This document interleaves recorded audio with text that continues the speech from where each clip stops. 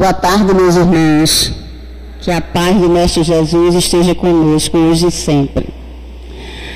Temos na tarde de hoje aqui na nossa casa o nosso irmão Marcelo Cabral. Ele já fez parte aqui da nossa casa há muitos anos e ele agora está morando nos Estados Unidos, mas ele acompanha todo o movimento espírita de lá. E ele falará sobre o tema Hermínio Corrêa de Miranda e a importância de sua obra. Pedimos a todos presentes que desliguem seus celulares e queremos avisar os passistas que só precisam se dirigir à sala de passes após a palestra, durante os avisos finais. Vamos elevar nosso pensamento a Deus e fazer nossa prece. Senhor Deus misericordioso, Pai amado, nos protege, meu Pai, e nos ampara na tarde de hoje, para que possamos aqui, Senhor, junto com toda essa energia, com toda essa vibração, nós possamos ter um trabalho maravilhoso e que nós possamos absorver, meu Pai, e tirar o aprendizado das palavras que vão ser proferidas na tarde de hoje.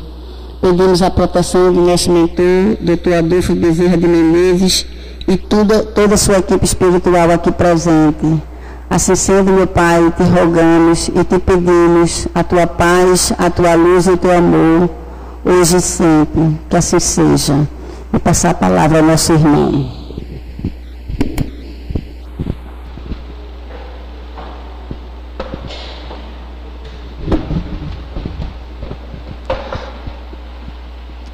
Muito boa tarde a todos, meus amigos. É muito até emocionante para mim estar aqui novamente. Como eu falei na sexta-feira, eu estive aqui conversando sobre outro tema, e aqui está aqui no domingo,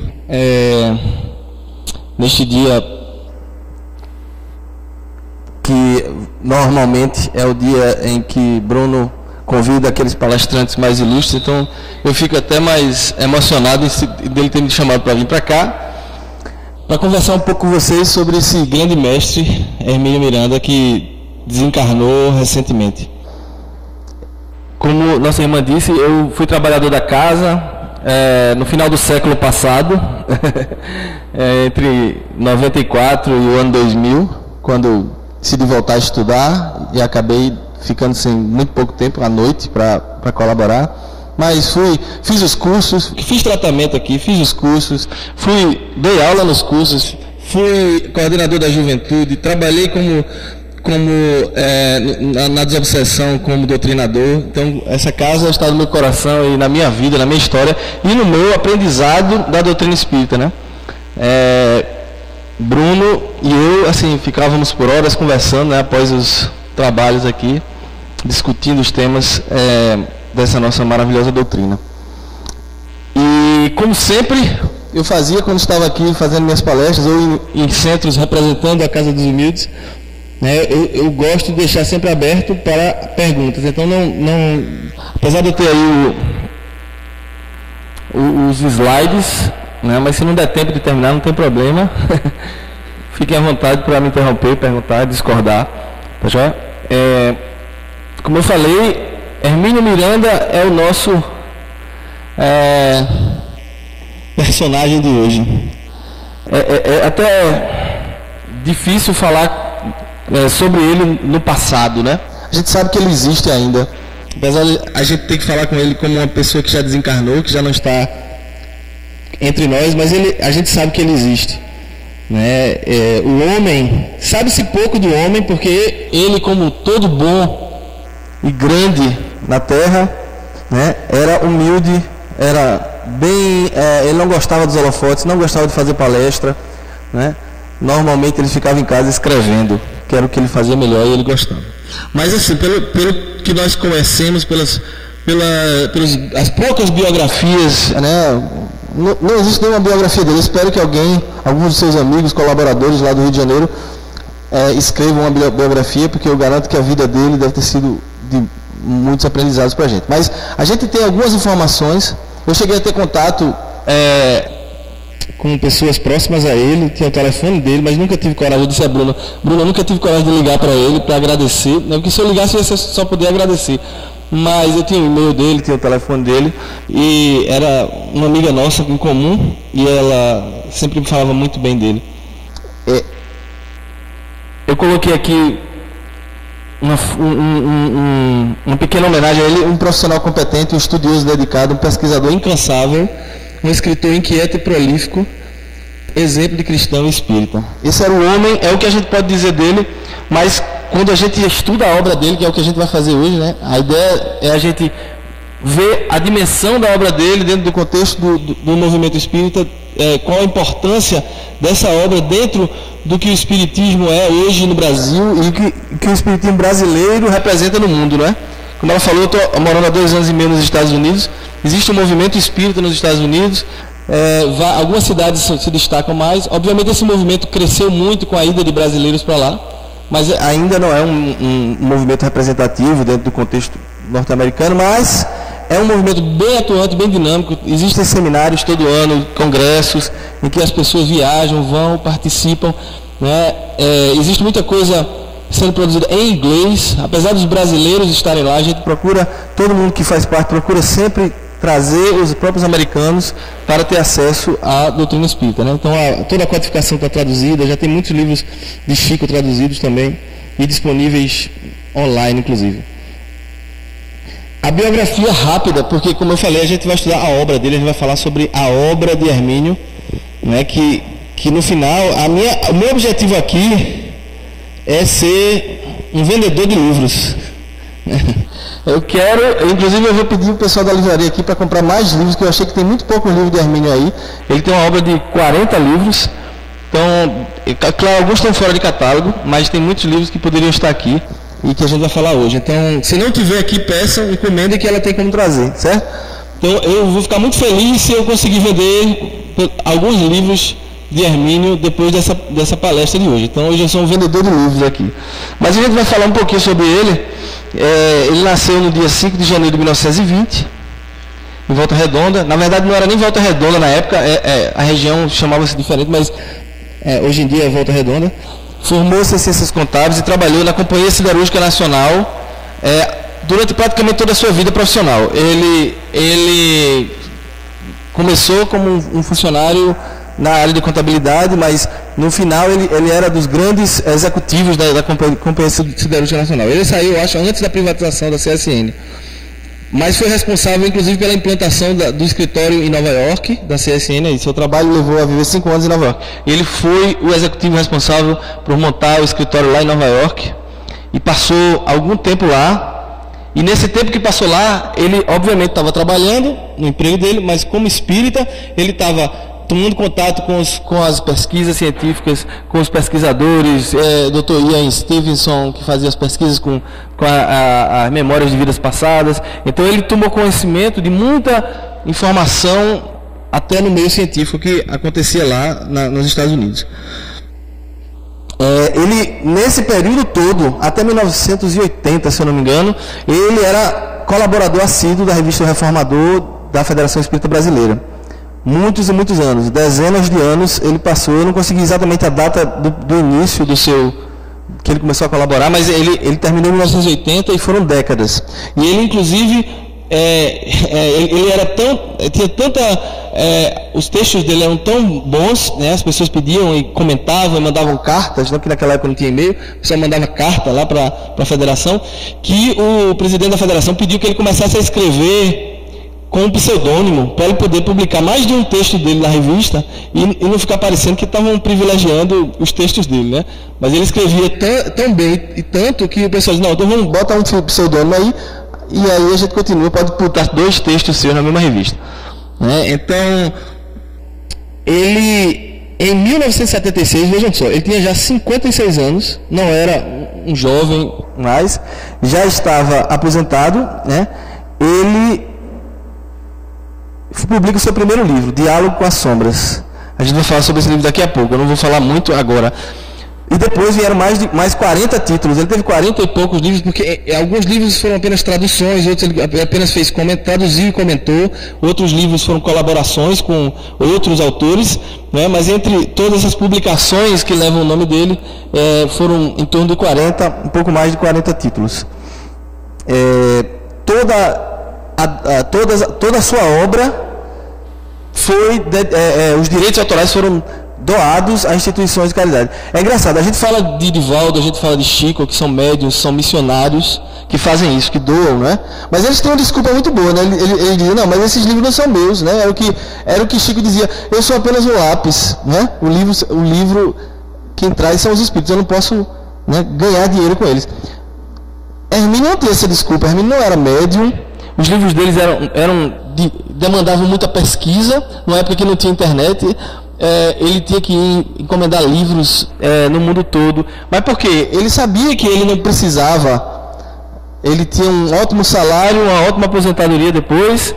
Então, ele desde o início doou todos os direitos. E no final da sua vida, ele criou, né, uma instituição de apoio a crianças carentes no Rio de Janeiro, na favela do Rio. E começou as obras que ele começou a fazer, desde então ele doou os direitos para essa instituição, que ele também não fazia muito alarde, como Jesus muito bem nos ensina, não é? Que a sua mão direita não saiba o que a esquerda fez. Então ele fazia toda a sua caridade, mas lá caladinho, mas nunca ganhou dinheiro com os seus livros, e poderia tê-lo feito, porque era o autor e tinha direito sobre a obra, mas doou todos esses direitos. Foi um respeitado pesquisador, escritor, tradutor e homem de bem. Ele, como eu disse, assim, a formação dele é ciências contábeis. Ele nunca foi um cientista acadêmico de fazer pesquisas em universidades, mas ele era um homem muito culto, falava diversas línguas, tradutor, porque você falar uma língua, né? Eu trabalho nos Estados Unidos, falo inglês no meu dia a dia, mas estou longe de poder fazer uma tradução de um livro em inglês arcaico, como ele fez, assim. Ele era um profundo conhecedor da língua inglesa e de outros idiomas, pesquisou, traduziu livros em francês e outras línguas. Era um homem culto e muito respeitado, até por não espíritas. Então, Hermínio era eu brinquei com o Bruno até, que, assim, eu não sei porque nunca ninguém levantou a possibilidade dele ser a reencarnação de Allan Kardec, né? O pessoal fica dizendo que é Chico, mas eu digo, mais parecido com Kardec é ele, um cara culto, né? Mas brincadeira, isso não é verdade, né? Eu estou brincando, né? Ele era interessante porque ele pesquisou muito sobre vidas anteriores, faz parte, a gente vai ver no estudo da obra dele, que ele teve um interesse muito grande nessa questão de personalidades, mas aí a gente vai ver que disso daí é uma grande diferença. Você simplesmente especular quem eu fui na vida passada, ou quem fulano foi, ou quem cicrano foi na vida passada, como especulação e curiosidade apenas, ou como no caso dele, que tem um motivo muito justo, e a gente vai falar sobre ele hoje também, certo? Então, digo novamente, não estou afirmando que ele era a reencarnação de ninguém, viu? Brincadeira minha. Porque depois o pessoal sai por aí falando que Marcelo está lançando boatos. Como eu já falei, a sua obra, mais de 40 livros publicados, que abordaram sempre um ou mais desses temas prediletos. Ele tinha temas prediletos, obviamente, né? Todo autor gosta, não pode falar sobre tudo. Então ele focou durante a sua trajetória esses 3 temas, basicamente: mediunidade, reencarnação e o cristianismo, a história do cristianismo e vários aspectos da formação do cristianismo nos dias de hoje.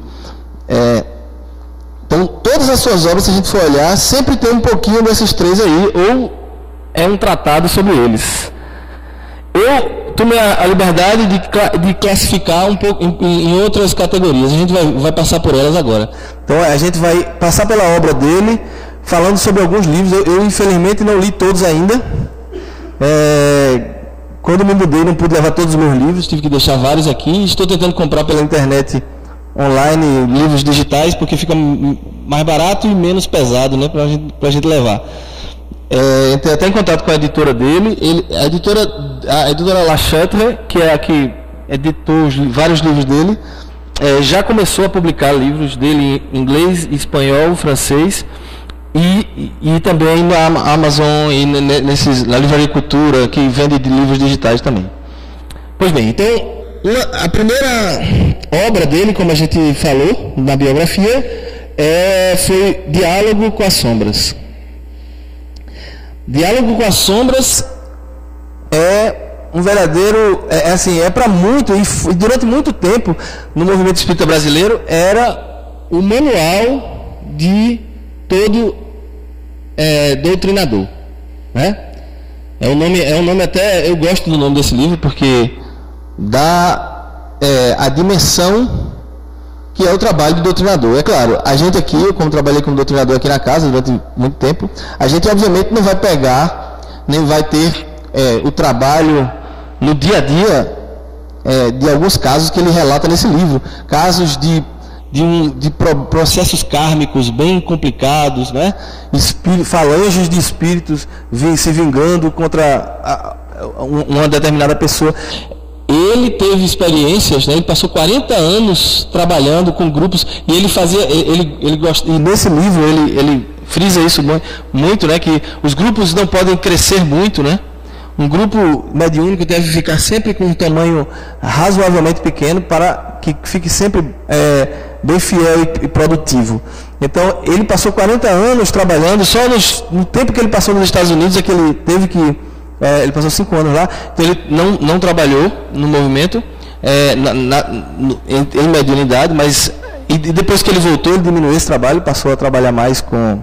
Como diz aqui, durante 40 anos participei de trabalhos mediúnicos em pequenos grupos. A parte mais importante da minha obra surgiu da experiência adquirida nessa tarefa. Então, nessa experiência dele, ele escreveu esse, que é um verdadeiro tratado sobre o processo da desobsessão e principalmente o trabalho do doutrinador. Ele, como não era médium, trabalhava como doutrinador e teve diversas experiências interessantes para relatar nesse livro.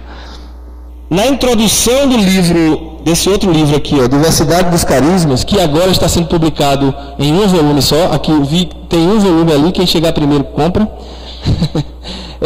Diversidade dos Carismas, que é o estudo da mediunidade em si, né?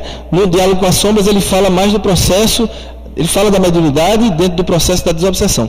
No caso da Diversidade dos Carismas, que ele faz aí um paralelo com o conceito dos carismas já do cristianismo, como eu falei, tudo nele está ali, tem mediunidade, reencarnação, cristianismo. Dentro da tradição cristã, os carismas é aquilo que os apóstolos receberam em Pentecostes, né? Naquele dia em que eles começaram a profetizar, falar em línguas e tudo aquilo que tem no Evangelho. Existem as igrejas carismáticas, não é? Todo esse contexto de carisma, ele explica na introdução do livro, que é justamente falar dessas capacidades extrasensoriais do ser humano, não é? Que nós chamamos de mediunidade. Então, muito, muito bom. Esses livros aqui, eu recomendo, quem trabalha, ou melhor, não só quem trabalha, quem estuda Espiritismo, lê o livro dos médiuns.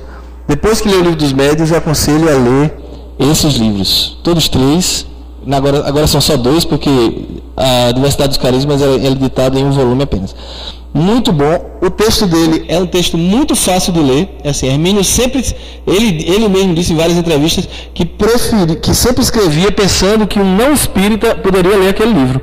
Então ele nunca foi nunca escreveu de forma complicada, complexa, né?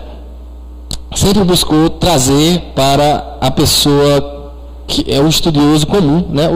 A pessoa comum. Então, esses livros me ajudaram muito a entender um pouco mais sobre a doutrina e esse processo da mediunidade.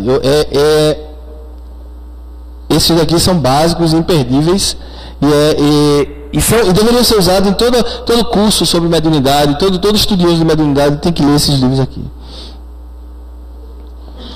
Outro tema que Hermínio se interessava bastante, que está ligado com o processo da mediunidade, mas não necessariamente é mediunidade, né? Ele se preocupava muito com isso. No livro A Diversidade dos Carismas, ele frisa bastante que existe o processo do animismo e da mediunidade. Ele tem até 2 livrinhos de introdução que ele fala sobre um sobre o animismo e outro sobre a mediunidade. Animismo seria aquela capacidade que todos nós temos, né? Que o nosso espírito tem. E quando a gente está um pouco desligado da matéria, a nossa ânima, ou seja, o nosso espírito, nossa alma, pode se manifestar. Então, existe dentro do processo do desenvolvimento mediúnico, às vezes, o médium não é médium, ele é apenas médium de si mesmo, como dizia Hermínio. Ele simplesmente regride ou se coloca numa posição em que ele se comunica uma personalidade anterior dele. Então ele fez pesquisa sobre isso também. E ele gostava de dizer que se a gente considerasse que no livro dos Versátios do Carisma ele dá uma figura que é bem legal. Se a gente considerar a mediunidade verde e o animismo, verde não, azul e o animismo amarelo, a gente poderia dizer que toda comunicação mediúnica ela é verde. Sempre tem um pouquinho do médium, sempre tem um pouquinho do animismo. Toda a comunicação mediúnica é verde. Agora, os bons médiuns que filtram, que não filtram a mensagem do espírito apenas o necessário, é um verde muito azulado. Agora, aquele médium que ainda não é desenvolvido, que não tem muito, que a faculdade dele ainda é muito incipiente, aí, vamos dizer, a mensagem ela é mais para o amarelo, é um verde amarelado. Quer dizer, sempre vai haver a participação do espírito do médium, mas o bom médium é aquele que procura deixar a mensagem passar sem interferências próprias. Claro que num processo de desobsessão é diferente, né? O médium tem que estar bem consciente para evitar que o espírito obsessor fale palavrão, fale alto, grite, bata na mesa, mas é outro tipo de filtro. A gente está filtrando aí a violência e o vocabulário. São duas coisas diferentes, mas que no âmago é a mesma coisa. A gente está falando aí da interferência do espírito do médium com o espírito do espírito comunicante. Nesse contexto, ainda trabalhando como é que esses mecanismos funcionam, ele escreveu vários livros sobre a mente humana, relacionados com temas da mente humana. Então a gente tem aqui A Memória do Tempo, eu vou falar sobre ele, Alquimia da Mente, Autismo, uma leitura espiritual, muito interessante para pessoas que trabalham com autistas, tem algum autista na família, para entender um pouco mais a visão espírita desse fenômeno. Condomínio Espiritual, que ele trata de um tema também ligado à psicologia, que é as múltiplas personalidades. O Estigma e os Enigmas também trata desse mesmo tema, das múltiplas personalidades. E Memória Cósmica, que é um outro tema que ele gostava muito, que é o da psicometria, que se relaciona com uma outra categoria de livros que ele tem, que é relacionado com o estudo da história. Então, esses livros aqui são mais voltados para entender a psicologia humana e a relação dela com esse lado transcendental nosso, com esse lado maior nosso. No livro A Memória e o Tempo, ele revela o resultado dos seus estudos sobre a questão da memória, né? Eu por várias vezes fiz essa palestra, quer dizer, eu tinha uma palestra que era A Memória e o Tempo, que era justamente falando sobre esse livro dele. Obviamente não dá tempo aqui de falar tudo, mas o que eu gostaria de deixar como mensagem desse livro é que ele nos lembra, ele nos ensina que a memória, ela não pode ser vista como uma coisa única, né? Existem níveis de memória. A própria psicologia entende isso, a neurologia tenta encontrar no cérebro onde essas coisas são arquivadas, mas os estudos dele e o que os espíritos nos ensinam é que, na verdade, a nossa memória principal, ela está no nosso perispírito, né? Está arquivada no que a psicologia chama de inconsciente. O inconsciente é justamente esse arquivo interior que nós temos.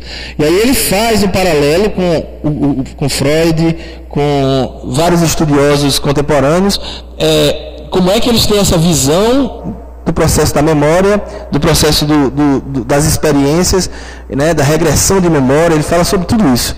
Então é muito interessante. E ele tem uma colocação nesse livro que eu achei genial. Ele diz assim: a definição dele de memória é a seguinte, né? A memória é a capacidade que nós temos de esquecer das coisas seletivamente. É engraçado, porque memória pra gente é lembrar, né? Não é esquecer. Mas ele falou, não. Na vida, memória, aquela memória que a gente tem que parar e pensar, tentar lembrar, por exemplo, essa memória do dia a dia que ele fala é a capacidade que a gente tem de esquecer. Se a gente não esquecesse, a gente ficava doido. A gente tivesse tudo no nosso consciente.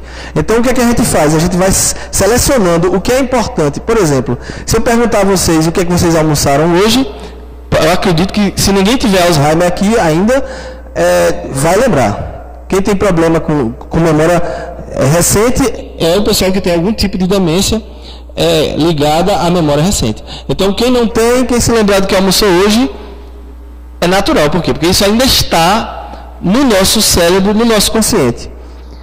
Só que o que acontece? Aos poucos, nós vamos arquivando o que não interessa. Então, se eu perguntar, há um ano atrás, nesse dia, o que é que vocês almoçaram? A não ser que seja o aniversário de alguém aqui, a pessoa às vezes lembra, né? Mas normalmente ninguém lembra porque almoçou há um ano atrás. Por quê? Porque não interessa. É uma informação que absolutamente não interessa. Significa que ela se perdeu para sempre? Não. Ela está arquivada no seu perispírito, né? Então, essa seleção é o que nós chamamos de memória. Quem tem uma boa memória é que faz uma seleção que tem um arquivo, vamos dizer assim, local maior, né? E sabe lidar melhor com essa classificação na mente. O cérebro ajuda. O cérebro é uma ferramenta que é uma interface, né? E isso é uma das coisas que o Espiritismo ajuda tanto, né? A gente conversou sobre a experiência de quase morte na sexta-feira e a gente estava falando justamente sobre essa questão da dicotomia cérebro-mente, que a ciência fica procurando as coisas no cérebro e não acha porque não está lá, né? Então, Mistérios da Mente. Se vocês forem escolher um livro desse aqui para comprar, eu aconselho A Memória e o Tempo. A não ser que você tenha um motivo especial para ler outros desses, como alguém da família que tem autismo, que é muito bom também o livro dele sobre autismo. Então, outro tema cativante que ele sempre estudou foi a história do cristianismo. Então, ele no centro do seu interesse e no final da vida ele fala sobre isso. Sempre esteve a história do Cristo, a história do cristianismo, né, de como se desenvolveu depois da vida do Cristo, como se desenvolveu o cristianismo. Então ele escreveu alguns livros como esse: Cristianismo, a Mensagem Esquecida, Os Cátaros e a Heresia Católica. Esse é até recente, é um dos livros recentes dele, foi um dos últimos livros que ele escreveu. O Evangelho Gnóstico de Tomé. Ele fez uma tradução comentada dos evangelhos do Evangelho Gnóstico de Tomé, que é um evangelho apócrifo, né? A gente sabe que existem os evangelhos que a igreja selecionou como os evangelhos oficiais, né? Que são os 3 sinóticos, que é Marcos, Mateus e Lucas, e o de João, que é que o próprio Hermínio diz que é o evangelho gnóstico que sobrou, né? Eles deixaram o gnosticismo ele dizia dentro do conceito, dentro das seitas cristãs originais, era uma das que privilegiava o estudo, o conhecimento, a ciência. Então ele cita que, comparando com os evangelhos chamados gnósticos, o de João é o mais próximo deles. Então, esse livro é interessante para quem gosta de estudar um pouco da história de Jesus, né? Ele dá uma outra visão, não tem nenhuma coisa do outro mundo, não muda nada no que a gente conhece de Jesus, da história dele, mas tem uma visão mais próxima do que nós temos dentro do Espiritismo de Jesus, né? Menos humana e muito mais espiritual. É interessante, ele escreveu assim, As Marcas do Cristo.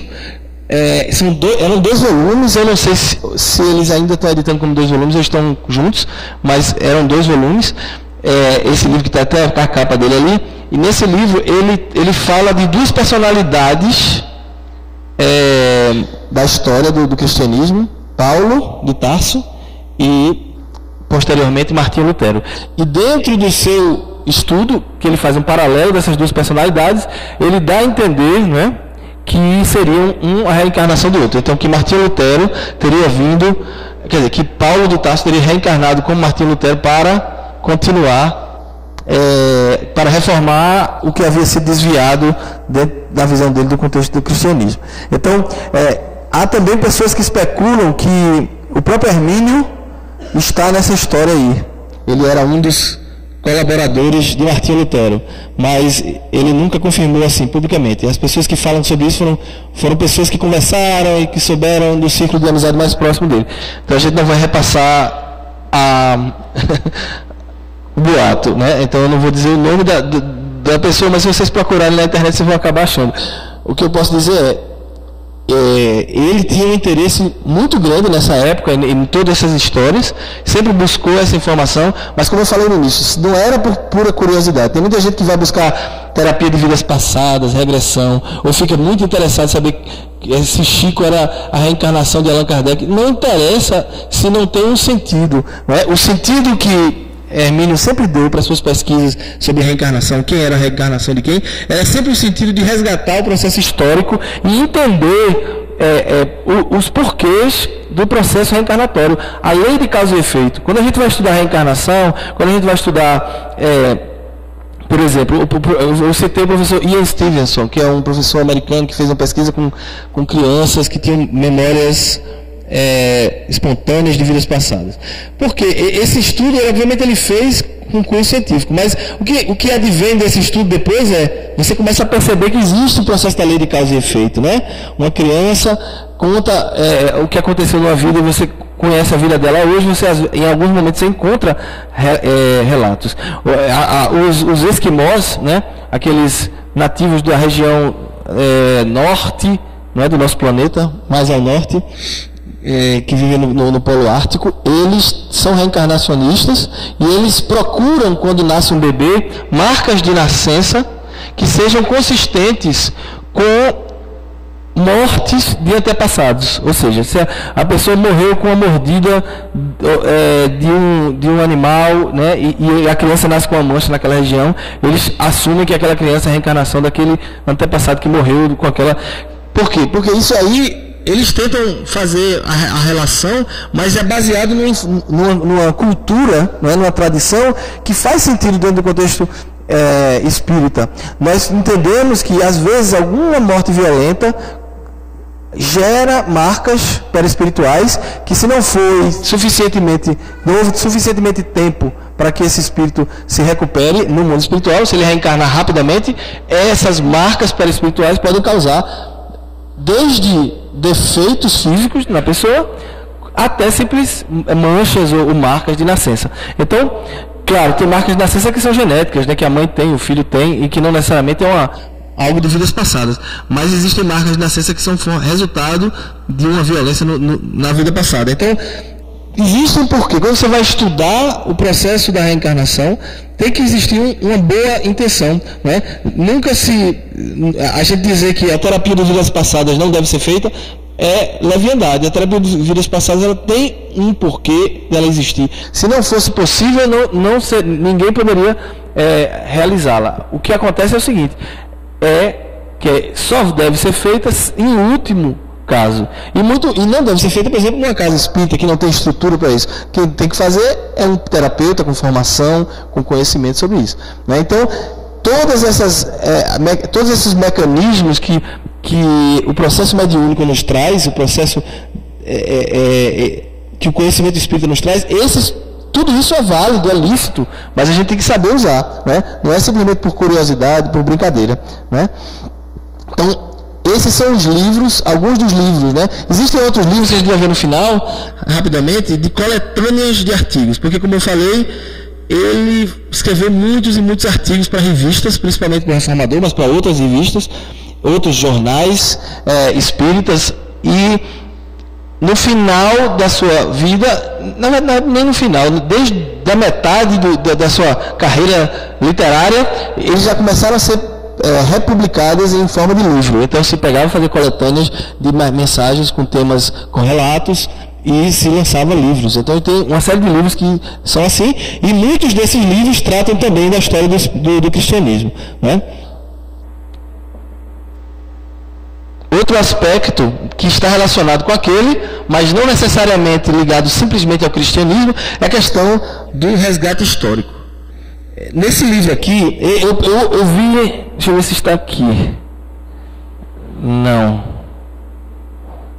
Eu acho que eu pulei. Deixa eu ver. Não. Eu não coloquei aqui, mas tem dois livros que deveriam estar nesse slide aqui. Um deles chama-se Arquivos Psíquicos do Egito. E o outro, eu vou rapidamente resgatar aqui o nome, para não ficar faltando a informação,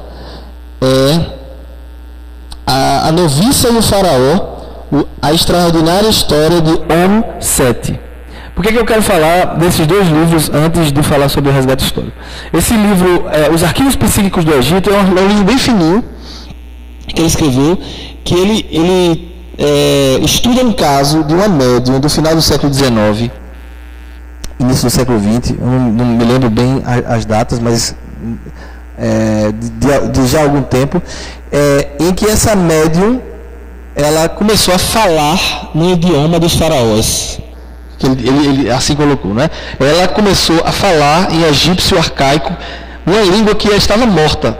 Ele até diz, ela falava a língua dos hieroglifos, porque ela começou a falar naquela língua, e o estudioso que estava ali fazendo a regressão com ela, ele começou a documentar. Então ele documentou, foi na Inglaterra, se eu não me engano, ele documentou em livro os fonemas que ela falava, para ficar registrado, porque naquela época não tinha gravador ainda, né? Nenhum tipo de gravação.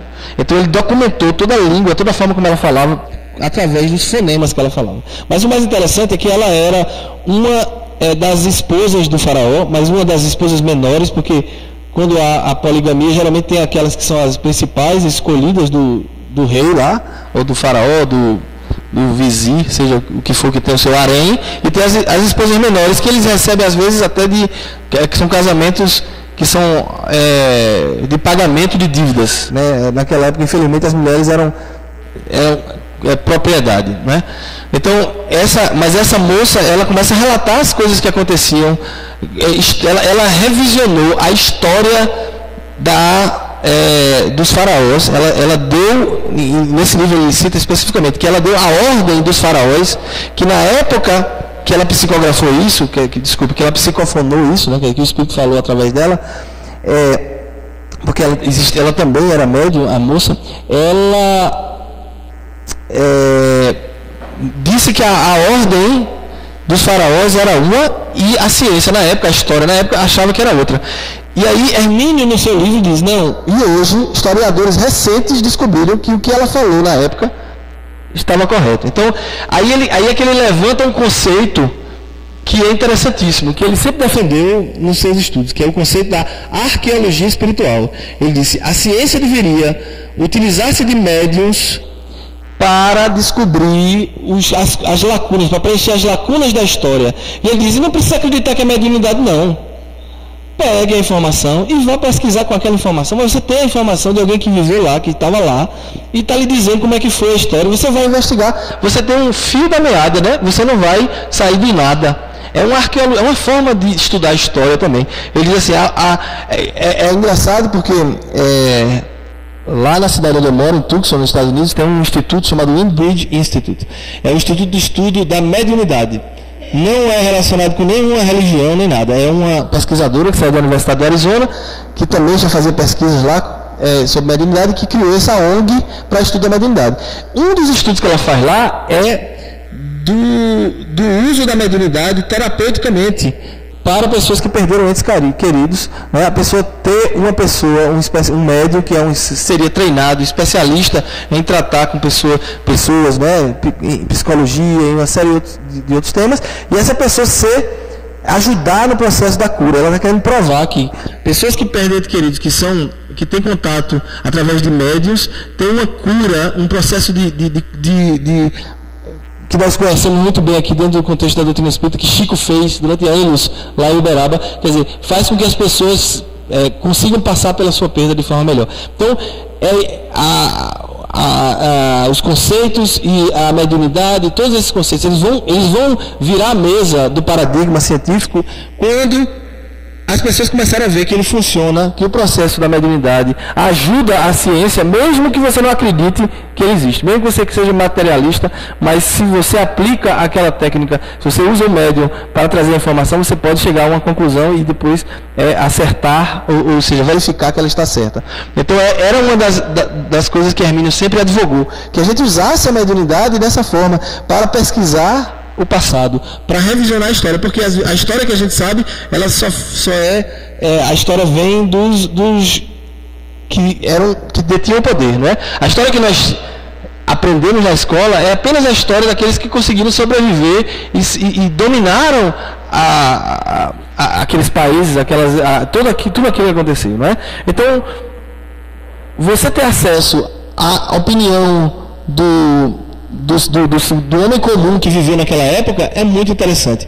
Hoje em dia é muito mais difícil para os governos controlarem os livros de história, né? Por quê? Porque hoje nós temos uma imprensa livre na maioria dos países ocidentais, nós temos internet, onde as pessoas, com redes sociais, que as pessoas divulgam o que está acontecendo. Então hoje, por exemplo, para os dias de hoje, nós temos todo esse cabedal de informações que eu posso ter um juízo de valor em relação ao que está acontecendo, não apenas com a opinião do governo ou de quem está dominando aquela situação. Mas no passado não era assim. Então, se a gente puder revisar a história baseado na memória daquelas pessoas que participaram, não só dos líderes, mas do povo, né, é muito interessante, né?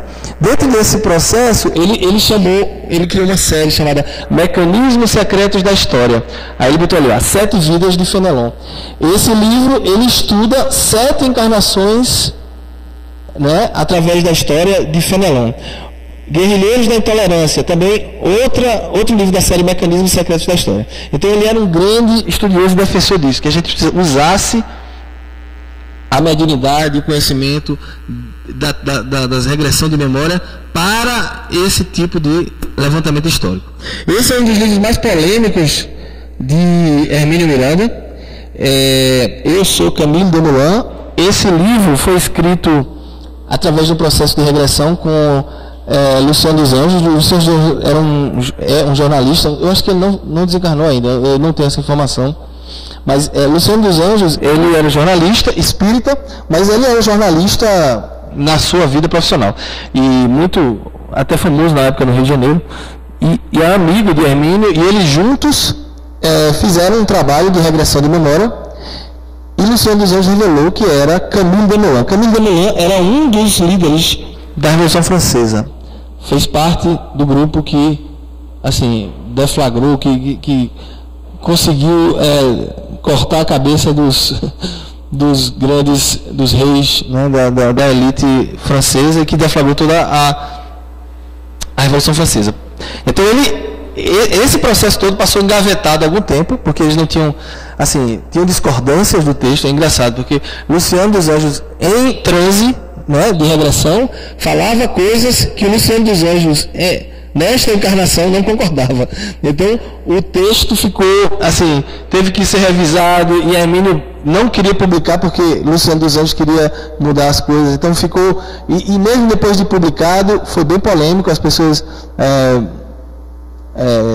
duvidavam, obviamente. Esse livro foi publicado na França, em francês, e na ocasião, acho que o centenário da Revolução Francesa. Então teve uma certa repercussão esse livro, até fora do contexto espírita. Ele tem esses outros livros aqui, são livros também relacionados com o resgate histórico. Hahnemann, o apóstolo da medicina espiritual, é muito interessante. O Mistério de Patience Worth, com Ernesto Bozano. Esse é muito legal. Esse daqui foi um dos últimos trabalhos que ele fez. Ele passou anos traduzindo. Essa Patience Worth era uma senhora, dona de casa, mãe de família, que na Inglaterra, que começou a psicografar um espírito, uma história da época do Cristo.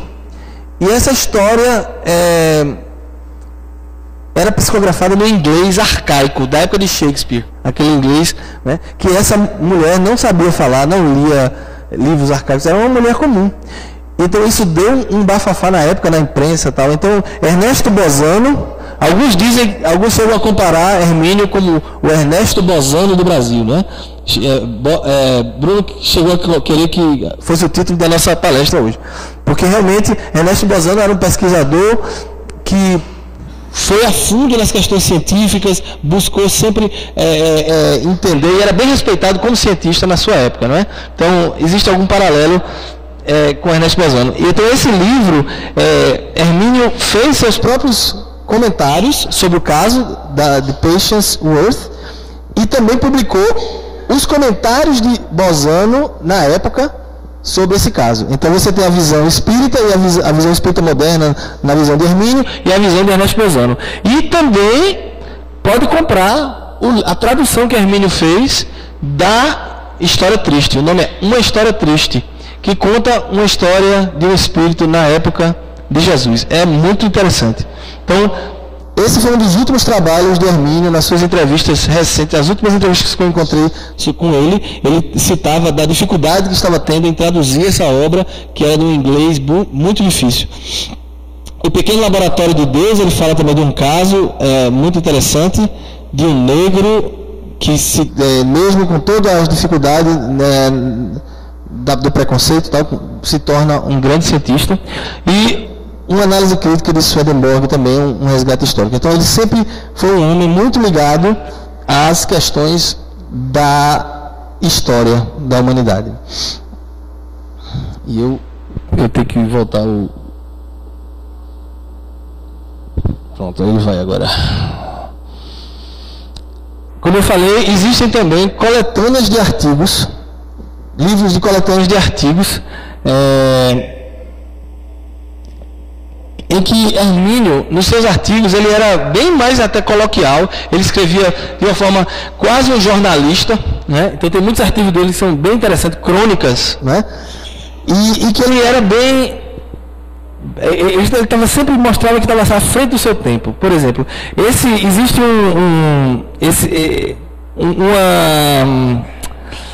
um texto dele em que ele fala sobre clonagem, que foi publicado muito antes daquela ovelha Dolly, né, que a humanidade conseguiu realmente clonar um ser vivo, né, e ele falava sobre clonagem na década de 80. Ele escreveu um artigo chamado Xerox de Gente, em que ele já comentava sobre a visão espírita da possibilidade da clonagem, porque obviamente em termos teóricos a clonagem era possível. A biologia já conhecia a possibilidade da clonagem há muito tempo, agora só se foi possível fazer a partir de muito recentemente. Então, ele já comentava sobre isso, sobre o conceito de Xerox de gente, né? Ele também escreveu um artigo chamado Morte Provisória, que nada mais é do que o conceito de experiência de quase morte. Ele chamou de morte provisória. E ele já falava sobre as experiências de quase morte. Esse termo, experiência de quase morte, foi cunhado depois por um pesquisador americano, que escreveu um livro sobre isso e deu esse nome, né, em inglês, que é NDE, lá, Near Death Experiences. Mas ele já falava sobre isso há muito tempo. Ele escreveu esse livreto, Lembranças do Futuro, que é um caso interessante, que o Dr. Brian Weiss, que escreveu aquele Muitas Vidas, Muitos Mestres, né? A Divina Sabedoria dos Mestres, vários livros, e ele tem um livro que fala desse mesmo tema aqui, progressão de memória.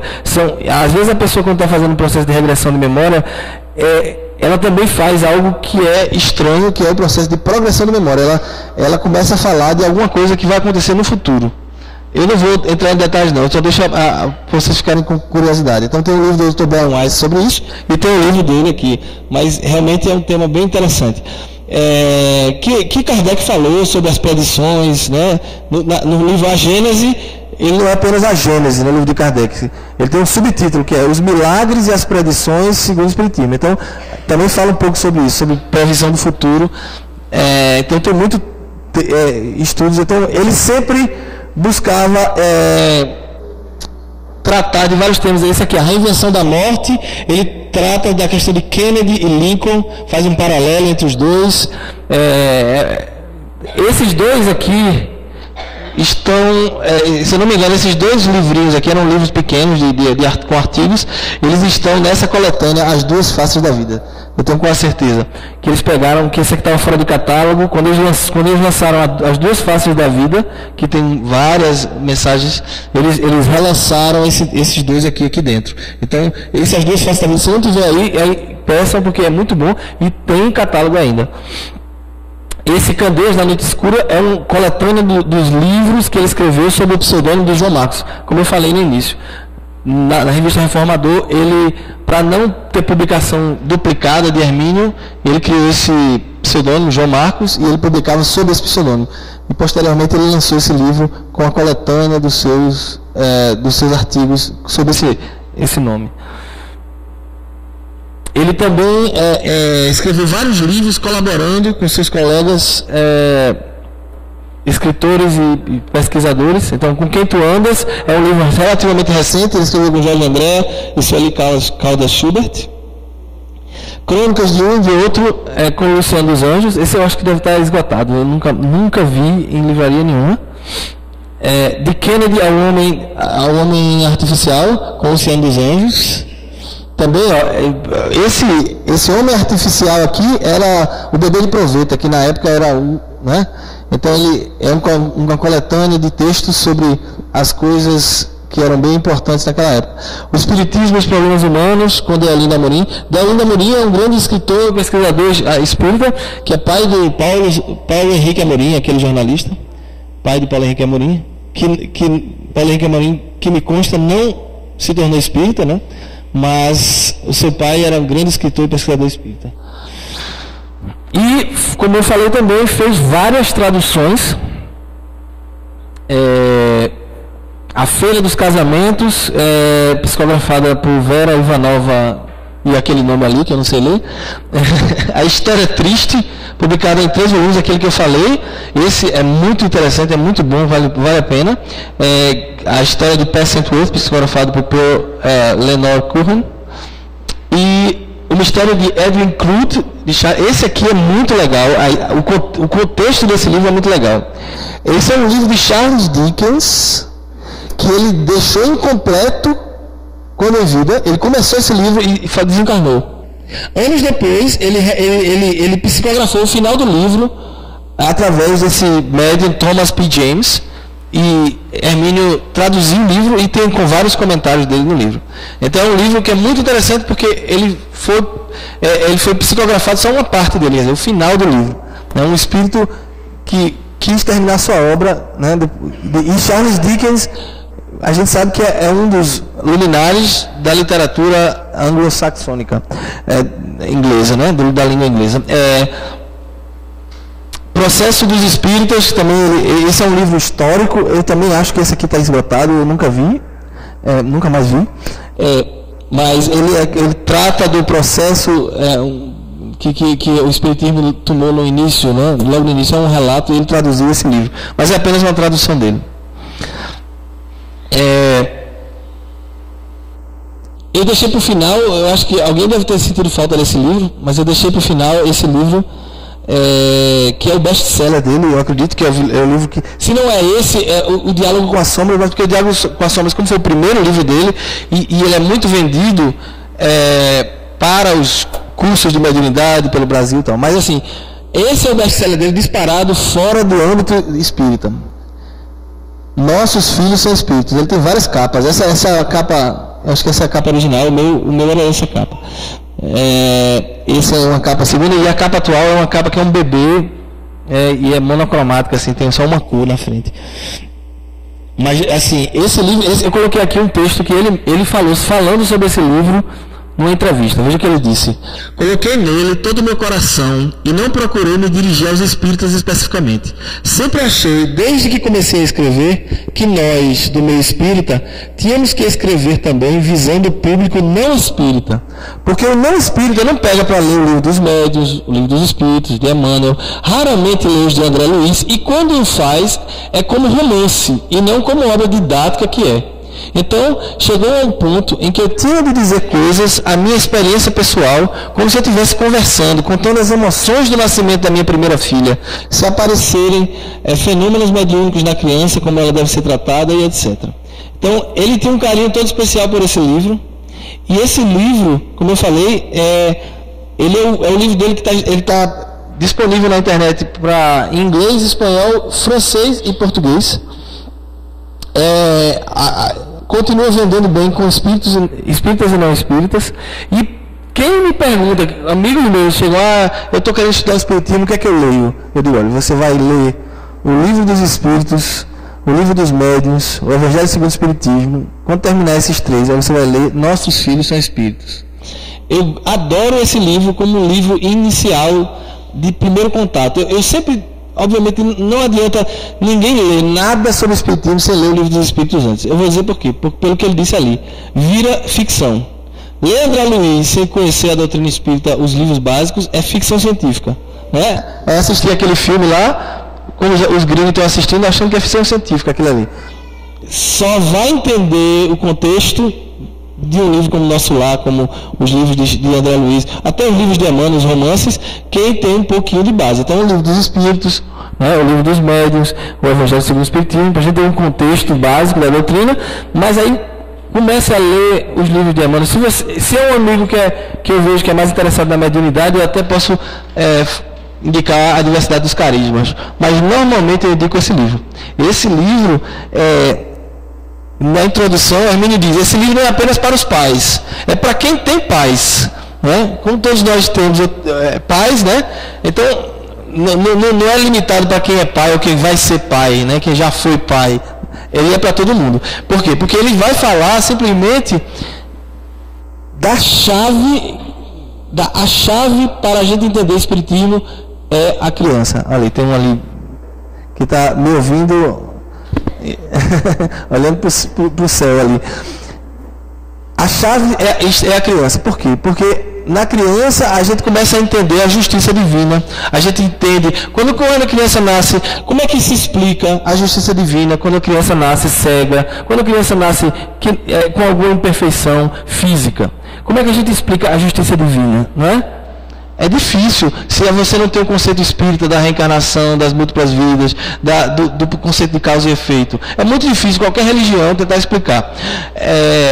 A criança, ela traz consigo, né, a inocência, aquela beleza, né, por um motivo especial. O motivo é para que os pais cuidem dela, né, tenham cuidado com ela e ajudem-na no seu processo de reequilíbrio. Quando se a gente reencarna aqui, todos nós temos algum tipo de dívida para pagar. A gente está no planeta de expiação e provas ainda. O pessoal fala, não, porque vamos no planeta de regeneração, estamos no terceiro milênio. Negativo, ainda não chegamos lá.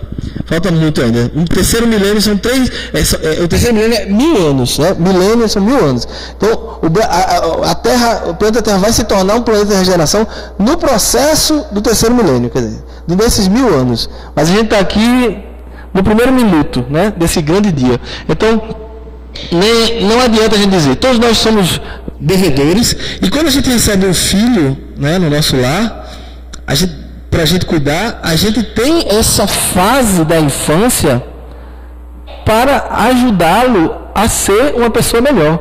A gente teve a nossa infância também para isso. Os nossos pais tinham a responsabilidade de, na nossa infância, em que a gente não tinha totalmente o nosso livre-arbítrio, a nossa consciência, a nossa personalidade não estava totalmente aflorada, para que eles pudessem nos dar os bons exemplos, a boa educação, o conhecimento, para que a gente conseguisse continuar nossa jornada da melhor forma possível. Então a responsabilidade nossa como pais, aqueles que são pais, é a de moldar, não é de transformar o seu filho num santo, não. Não, ele traz a sua bagagem. A gente tem a oportunidade de ajudá-lo, né? É um processo de troca. E o filho também, e às vezes é o contrário, às vezes é o filho que vem dar grandes lições para os pais. Mas a gente tem que entender isso. Se a gente não entende o filho como um ser maior do que aquela criancinha que está ali, a gente não vai poder educá-lo como poderia. A gente vai educar, a gente vai dar amor, vai dar o melhor que a gente pode, mas não é a mesma coisa. Quando você lê um livro desse, abre a sua mente para você entender algumas coisas que acontecem, né, e você poder tratar o seu filho da forma mais correta, né? Ter uma visão mais ampla do que é a educação de um filho. Então esse livro eu acho que ele é muito bom para a gente entender os nossos pais. Muita gente lê esse livro e perdoa os pais, entende isso, né, e começa a compreender um pouco a vida. Eles sabem, meus pais não leram esse livro, então eles me tratavam daquela forma porque estavam tentando me corrigir, mas se eles tivessem lido esse livro, talvez eles fossem. Então a pessoa acaba perdoando o pai. Então é um livro que eu acho essencial. É bem pequenininho, fininho, fácil de ler. A gente, para dar de presente, é ótimo, né? Então, eu acho que na época do lançamento ele figurou na Veja, como best-seller da Veja. Então, a gente está com o nosso tempo quase esgotado.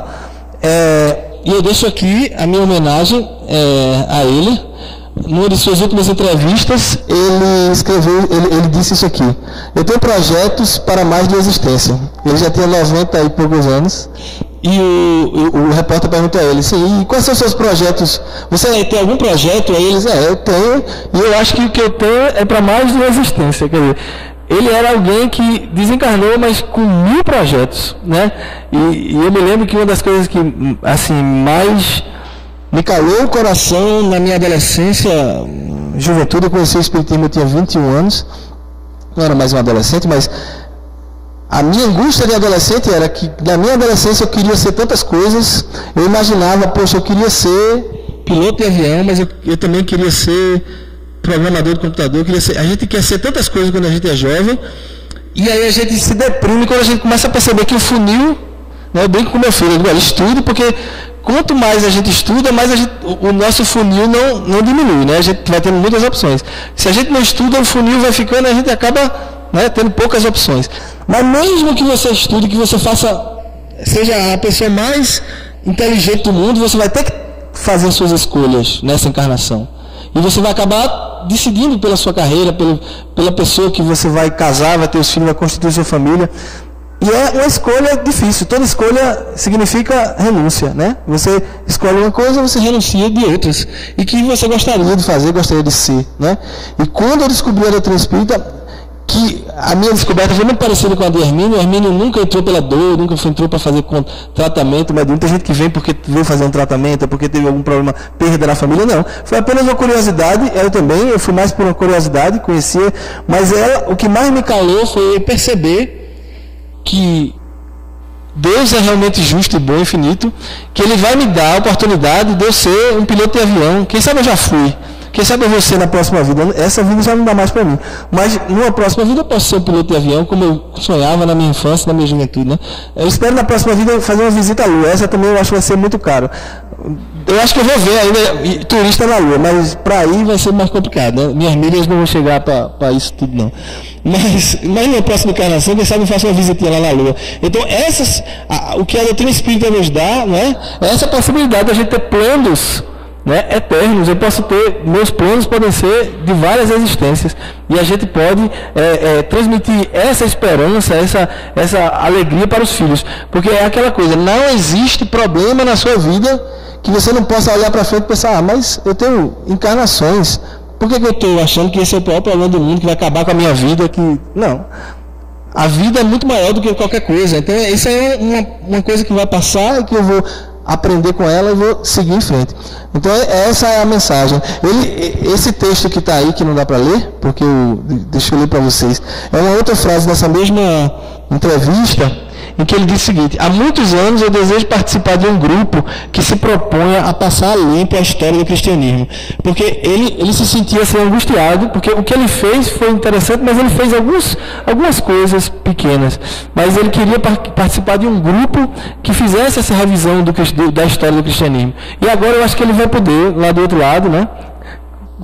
Em espírito, quem sabe daqui a alguns anos a gente vai ver psicografias chegando do mestre Hermínio, trazendo para nós todo o seu conhecimento. Então fica aqui a nossa homenagem ao mestre Hermínio. Gostaria muito de ter conhecido em pessoa, né, mas quem sabe na próxima encarnação a gente sempre pode. Muita paz, eu agradeço a todos a paciência e a atenção. Eu deixei no início, deixa eu voltar para o começo aqui, acho que é aqui, que eu aperto e volta. Não, ele acabou. Bom, aqui meu e-mail, marcelo.cabral@gmail.com. Se alguém quiser a cópia dessa apresentação, a apresentação de sexta-feira que eu fiz sobre experiência de quase morte, eu posso mandar também. E se quiser conversar, perguntar alguma coisa, tá joia? Muito obrigado, muita paz para todos.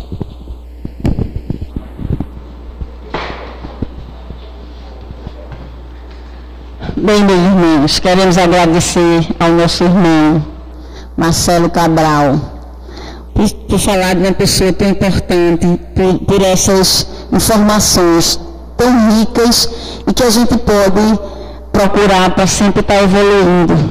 Sempre são experiências que cada um traz e a gente vai pegando as experiências para irmos evoluindo na nossa jornada espiritual aqui na Terra. Vamos aos avisos finais. Visitem nossas vovozinhas diariamente a partir das 14 horas. Temos aqui na nossa casa a campanha do quilo, primeiro domingo do mês, das 8 às 11 horas. Todo domingo, às 16 horas, temos a reunião da Mocidade Espírita. Pedimos aos jovens que compareçam. E temos também a evangelização infantil. Pedimos aos pais que tragam suas crianças. Na reunião de terça-feira, às 20 horas, teremos a palestrante convidada, Cristina Pires, que é da Federação Espírita Pernambucana, e que fará o estudo do Livro dos Espíritos. E amanhã, na segunda-feira, teremos a reunião de consulta espiritual, às 19h45. E na reunião de sexta-feira, às 20 horas, seremos com nosso irmão Bruno Tavares, a noite de estudos André Luiz. E a obra de estudo é Mecanismo da Mediunidade. Compareça aos estudos às sextas-feiras, às 20 horas. Queremos deixar aqui o site da nossa casa, que é o www.casadosunidos.com, e lá vocês encontram toda a programação da nossa casa. E também o endereço do blog do Bruno Tavares, que é bruno-tavares.zip.net. Lá vocês encontram muita informação, muita. E o artigo de hoje que vocês encontram lá é André Luiz nas maiores universidades do mundo. E também vão ter acesso ao filme lá no blog, que o filme da semana é O Filme dos Espíritos. Vamos elevar nosso pensamento a Deus e fazer nossa prece de encerramento. Senhor Deus misericordioso, te pedimos, meu Pai, e te rogamos tua proteção, te agradecemos por essa oportunidade, por todo o amparo que foi dado aos presentes, encarnados e desencarnados, ao nosso mentor, Dr. Adolfo Bezerra de Menezes, também com sua equipe espiritual, que sempre nos acompanha e nos ampara. Queremos te pedir, meu Pai, que olhe por todos que puderam comparecer, que não puderam comparecer, pelas nossas vozinhas, pelo dirigente da nossa casa, pelos nossos irmãos que se encontram presos, pelos que se encontram doentes, pelos que se encontram em depressão, angustiados, pelos que estão abandonados, enfim, Senhor, por todos, meu Pai. E te pedimos também que nós tenhamos uma semana cheia de amor, com muita solidariedade, perdoando, e sempre, Senhor, nos doando uns aos outros. E assim sendo, te agradecemos do fundo do nosso coração por toda essa existência que temos aqui e a oportunidade que temos de pôr em prática toda a tua palavra, toda a tua paz e toda a tua luz no nosso dia a dia, Senhor. Que seja em paz, Senhor, que assim seja. Amém.